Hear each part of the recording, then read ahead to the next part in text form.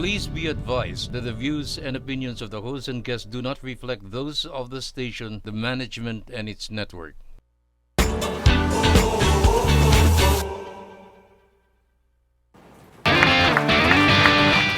Welcome back to Millennial TV, mga ka-millennials. Kanina bago kami nag-end ng second segment, merong question na, do we think na yung mga Gen Zs ngayon ay less trusting? Okay? Kasi pinag-usapan pa natin ngayon all about trust, you know, pagiging, you know, very overprotective, careful, and cautious. So, what do you think? Ikaw, kayo nagtanong niyan kanina.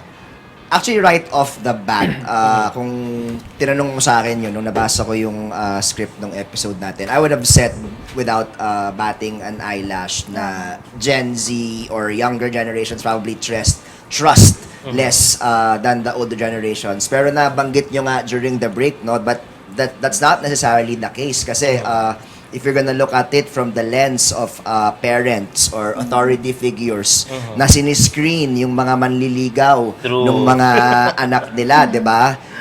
Doon pa lang makikita mo na they are the type of people that do not trust. So, papasok pa rin talaga yung context ng relationship and what's in it for the people na parang to break your trust, no? Like, while the thought is in my head, for those of you guys that watch Game of Thrones, sino to? Si Littlefinger, yung one of the characters in Game of Thrones. One of the lines that really stood out to me nung season 8 nila was, sinabi niya dun sa princess or sa queen na parang, what does this person have to gain by betraying your trust? And I think I'm not saying that we should live our life in paranoia, but I think that's a good lens to see na who you can trust or who you cannot trust. Kasi totoo naman di ba? Like, what do you have to gain? MA, for example, di ba? If you talk bad about me. Correct. So, yun. I think it all comes down to the intention. Like, you know, probably the earlier generation, yung mga boomers or yung mga Gen Xers, they have trust issues because they've been through so many abuses before, wars, siguro yung mga lolo natin. Kaya very overprotective sila sa mga children. Sa mga parents natin noon, parang ayaw nilang palabasin, ayaw nilang ganitong gumimik. Tsaka iba rin yung generation kasi nila noon. Grabe yung crimes, and then probably it was coming from a place of concern and more on protection. But right now kasi napapansin ko sa mga millennials and Gen Zs, may trust issues tayo not because of yung mga ganun level ng parang takot tayo na feeling natin, lolokohan tayo, whatever. More on, dahil rampant pa ngayon yung, lokohan, di ba? Fake news, di ba? So ngayon, for example, ang daming fake products. So parang pag may sinabi, legit ba yan? Di ba? Lagi yung tanong natin. Pa-legit check natin yan. I-google ko yan. Yung mga Gen Zs, they usually look sa mga reviews. Reviews, Google. Parang hindi nang, pag may feed sa information, unlike kasi nung mga early, even in the 90s, di ba? Kung ano yung nakita natin sa TV, that you trust it, you believe that. Parang wala kang way, unless may encyclopedia ka pa or something para i-research. It's so instant. Basically, internet is a scam.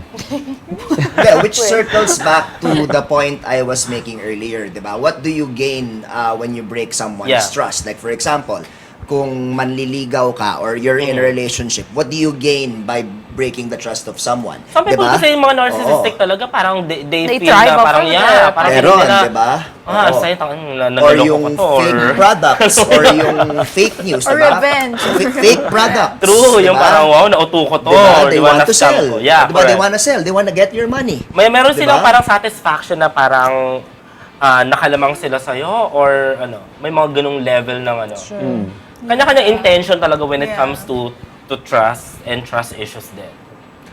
Well, minsan kasi mapapansin mo rin yan sa way nila ng pakikipag-usap sa'yo eh. Like ngayon dun sa sinabi ko kanina, yung nanlilimos sa dami nanghihingi, malalaman mo pagka scripted o yung talagang realistic talaga, di ba?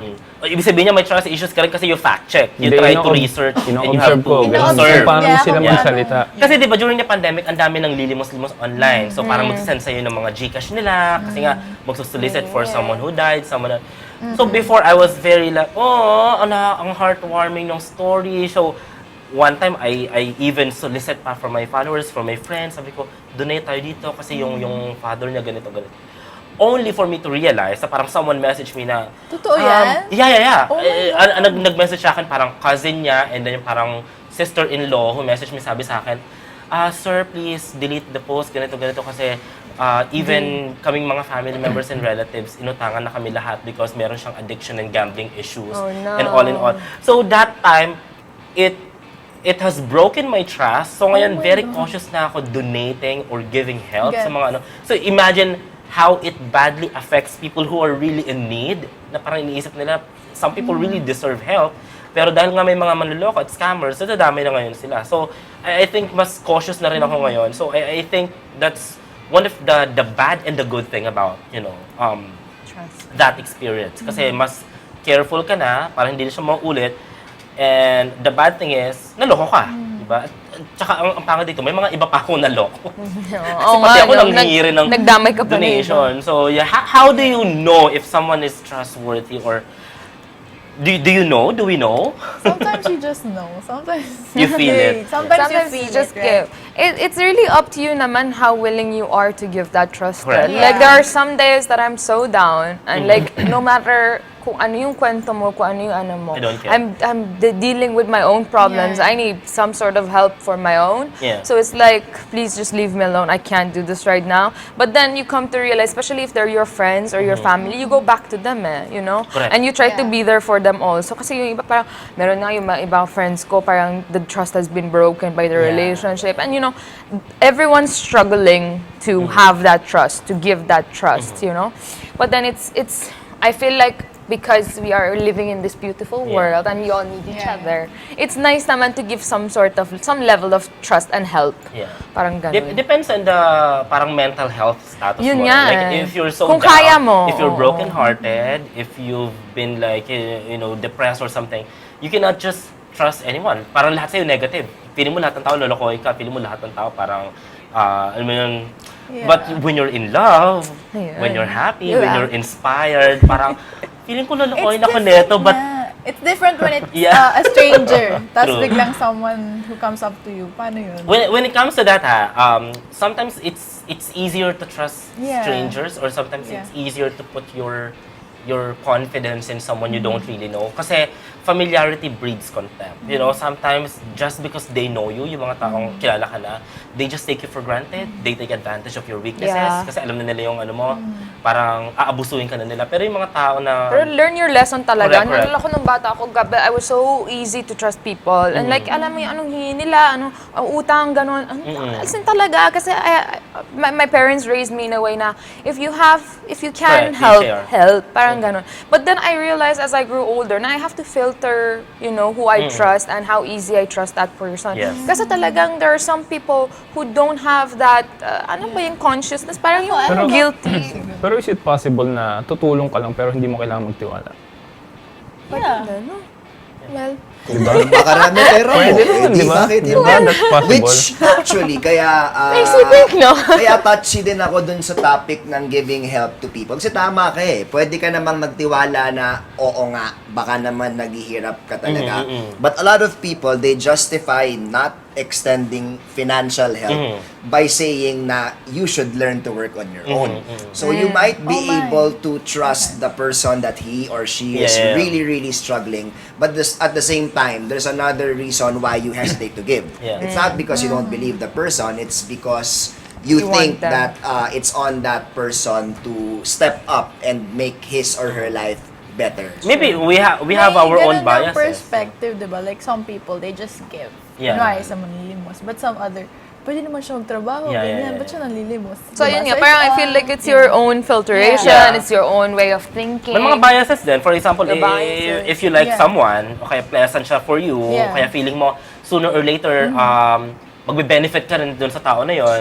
True. You're very trusting, you're very Yeah. accommodating. Pero if you don't like someone, maybe, appearances, Yeah, or yeah, meron kang may certain Vibe na. Vibe. ano. vibe, maybe meron kayong conflict politically, religious, or Yeah. anything personal. Yeah. Parang for some reason, yung trust mo parang, Or Joke lang. just Not worth simply, giving. you heard something from this person Correct. na nagawa niya. Yeah. And then you don't want na... I think we all have the responsibility to just really, yung filter. Yeah. Yeah. And to be careful with the people that we trust. And then yun nga, be wise about it. Kasi at the end of the day, ikaw lang din naman yung magsasuffer. Yun nga. Mental health mo, and then bulsa mo, you know? True. Like, Learn from your mistakes. be practical. True, You know? true. It's okay to trust, be giving, because you share not because you trust the person. Sometimes you share because you just feel happy when you share. True. You feel good about yourself when I you know. help someone. You see them happy. Yun nga, You just change like she someone's says, lives. if when you do good things will come to you. I really live by that. There's this thing na good thoughts, good deeds, Correct, good correct. words. Yeah, yeah. And I live by it. Talagang give good, and it will come back to you. Yeah, Kasi yeah. if you hold back, if you don't, Yeah. bring that energy into the Correct. universe, talagang you're not gonna Yeah. get much out of it. And at the end of the day, kapag parang kailangan meron ka ng parang realization na parang, if at the end of the day, lokohin man ako nito, at least the ball is not in my court. Yeah. I mean, at least least that's not on nakatulong me, ka. di ba? Like, basta ako tinulungan pa rin kita, Yes. or ako, I trusted you, I helped you, kaya naman parang, I've given you this and that, pero at the end of the day, lulukohin mo pa rin ako, True. di ba? Ito naman, jump tayo ng konti. How much do you trust yourself? Ang gandang tanong yan. Oh And my what do God. you do if you break your trust in yourself? I think that's the most important thing, di ba? Yeah, not trusting anyone. Some You have people to trust don't. yourself Some first. people don't even Oo. trust themselves. Yun nga, I think it's a self-esteem issue na parang Correct. sometimes I'm not confident enough whether, hindi naman sa trust, parang I'm not confident enough whether I can accomplish that, you know? Sometimes there's a certain level of expectations when it comes to relationship, when it Yeah. comes, parang sinasabi ko, oh my God, kaya ko ba yan? Like, parang, and then you hold back. So I guess for me, I do have some sort of a lack of trust Yeah. within myself. But I would like to change that, no? Yeah. Ikaw ba, may self-trust ka ba? Oo nga, 100% Oo, ata to. super confident. Ako Yeah. naman, I trust myself kasi sino magsasabi ng limit ko? Wala. Ako lang. True. You're setting your Be own your own limits. best friend. You know, at the True. end of the day, parang people can turn their backs on you. People can betray you. Pero if you have yourself to rely on, if you know who you are, and if you're happy with yourself, I think yun nga isang araw parang I posted something na, you know, sometimes people think na parang in order to be confident, you have to be attractive. But it's the other way around. Yes. In order to be Attractive, you have to be you have to be confident. confident. You know, if people see you na parang you're very carefree, you're happy with yourself, they That's gravitate very towards yes. that very energy na parang like for example, you step in the room and then confident ka lang. Wala Yeah, ka so na. trust yourself, trust the yourself. path that you're on, no? And surround yourself with the right people. Yeah. Kasi Yes. but may lahat naman tayo may insecurities, and then you will keep on surrounding yourself with people who rub those insecurities. Nako, yeah. I think trusting yourself applies also very well when you try to achieve something like, for example, in sports, or if you're going for a new promotion, Yes. or you're aspiring to try something new. And Ella is right. Sometimes your insecurities and the fear of not being able to perform can lead you to doubting yourself Yeah. and not pursuing that goal. But I guess that's part of the fun in it, na even if you don't completely trust Yeah. yourself, like this show, for example, it can make you nervous sometimes if you're not ready. Correct, correct. But trusting yourself to be able to deliver when the lights are on bright Yeah. is its own satisfaction. So again, Yes. there is nothing wrong inherently with Yeah. doubting yourself or doubting others, just as long as we can help manage it and keep it to a healthy state na you keep your trust issues just enough to protect Correct. yourself, but not to the point na it leads to excessive paranoia and Yeah. damaging your existing relationships. Yes. How about you, Sarah? Tama. For me, I think trusting and helping can be separated. Do you trust Zoe Yeah. now? Like if she says, "Mommy, I'm going to go to wherever to play," do you know that she just plays and does nothing else? It depends on where she plays. Correct. Well, maybe you Yeah. trust the kid, but you don't Yeah. trust people around. Yeah, You know, yeah, there are so yeah. many abusers out there. So, I mean, when it comes to trust, kasi parang you have to be very wise about it. And you have yourself to rely on. Kasi at the end of the day, lokohin ka man, you still have yourself. Diba? Yes. Parang ako lang kasi dito sa Salcedo may one way. So papasok akong one way, tumitingin pa rin ako sa both side. True. Totoo naman. Oo. Practical example of Yeah. trust issues and how it I saves think your life. trust is there to Protection. protect yourself Yeah, then, you know. Correct. Well, trust naman talaga protects, di ba? Yes! Yes. Sponsored. Go ahead. Another hour Unang has sponsor talaga passed, natin, ah. guys. Another hour has passed and we talked about trust and trust issues, how we gain it, or how many lessons that we gain. Oh my God, nag-stutter ako. I'm Parang, sorry. parang Okay lang. how we can move forward. Yeah, if We ever trust the- you, Sarah. the Yes, we is trust lost. you. Anyway, thanks for the trust for doing the extra, guys. But Ella, take it from here. Yeah, guys. So thank you so much. You can catch us every Sundays, 8 p.m. here on Golden Nation Network, GNN GSAT Channel 1. Also, follow our YouTube channel and Facebook page. Just search GNN Millennial TV. Ayan, yes. And once again, our tribal chief, Waki Mendoza. Or, ano nga tawag dito? I trust you. Our diamond. Real Talk Master, ayan, si L.A. Bendia. Yes. Ang ating model next door is Katabi mo lang si Padilla Ellen, Lim. nagsa-stutter ka At na. Dati si- hindi ka naman ganyan. Hindi kasi iba yung nabasa kayo. So, ayan, si Ella May Mai, trust ang issue siya ating sa, ano, from- Persian princess. Ayan, see you guys again next week here on Millennial Millenial TV. This is our time.